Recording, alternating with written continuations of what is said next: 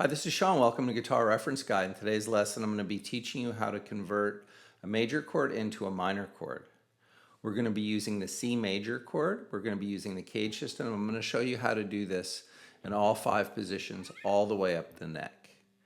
We're going to start with the most common position, and then from there, we're going to branch out to the small triads that are within that shape. There's a free PDF for this lesson. If you click the link below, it'll take you to my website, and you can download the conversion chart that will show you all the C's and C minors, and it'll have all the intervals and everything on the PDF. Okay, so let's dig in. So this is a pretty easy endeavor. Once you understand how chords are built, all you need to do is move one note to convert the major chord to a minor chord, and that note is going to be your third. Major chord is built on the first, the third, and the fifth notes of the major scale. And those notes are going to be my C, my E, and my G. So that's a C major. Anywhere you see those 3 notes, that's a C major chord. To convert this to minor, all I need to do is put my index finger on the first fret of the D string, and that is flattening that E to an E flat, turning it into a minor third. Now I have 1, minor 3, and 5, and that is my C minor triad. The C shape, C minor shape. Now if I play that chord from E, C major, this would be called a first inversion chord because I'm starting the chord on the third. First inversion C chord, E, G, C. I move that finger over, and there's my C minor first inversion. Now if I went lower, here would be my fifth. This would be my C, and this would be my E. So this would be called a second inversion chord because I'm starting from the fifth. So that's my C major chord from the low E string, root in the 5. Move that E down to an E flat to the minor third. And there is my second inversion C minor chord. Now if I was to play the classic shape, the classic C shape like this, and I move my E flat down, that would be my C minor chord, but you need to be careful not to play that E, because that will not sound good. You do not want to do that. So you would just play those 4 strings. If you want to get a little fancier, you could put your pinky on the minor third. This would be on the 4th fret of the B string. Index finger is here, so now we're going to have 1, minor 3, 5, and minor 3 again. Okay, so that would wrap up the C shape. Now for the cage system, we're going to go into the A shape. So here would be my C in the shape of an A chord. There's the A.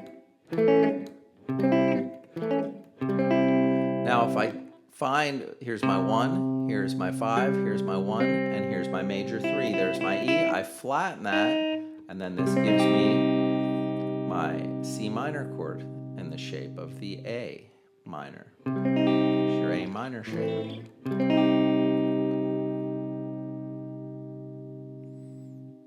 Now if I looked at the little chords, here would be my C triad from the G string. There's my 1, there's my 3, there's my 5. I move that down, and there we have the C minor.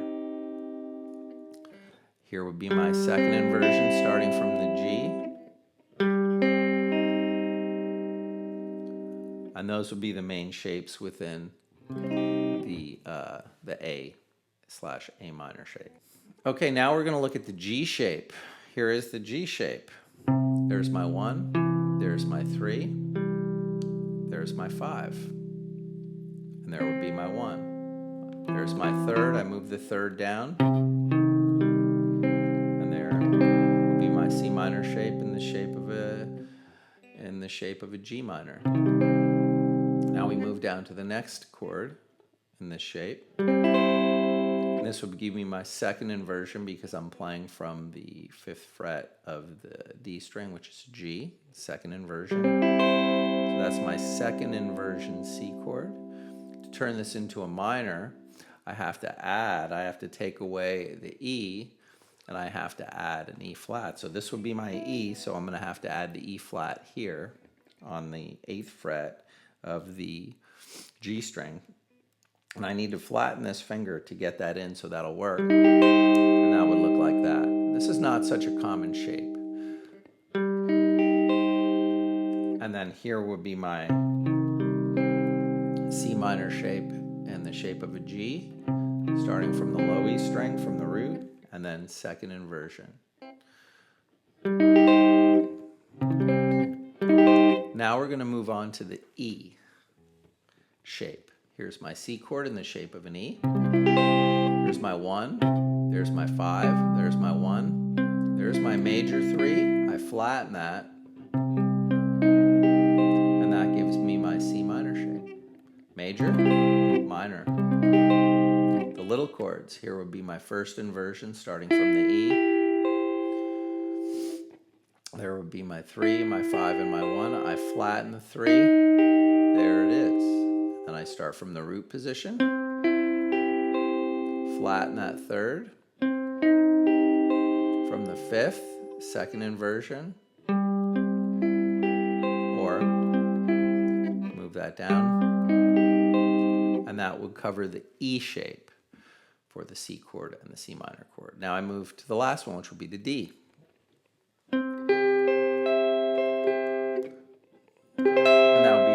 Shape. So here's my 1, there's my 5, there's my 1, there's my major 3. So I'm going to have to move this major 3 down to E flat. And there is my C minor shape in the shape of a D minor. There's the D minor shape. If you looked at those 3 notes, look like that. Now if you played the little chords, it would look like this. Here would be my C chord. I move my third down, and this would be my C minor in the shape of a D minor, and this would be my second inversion because I'm starting from the 5th in the bass.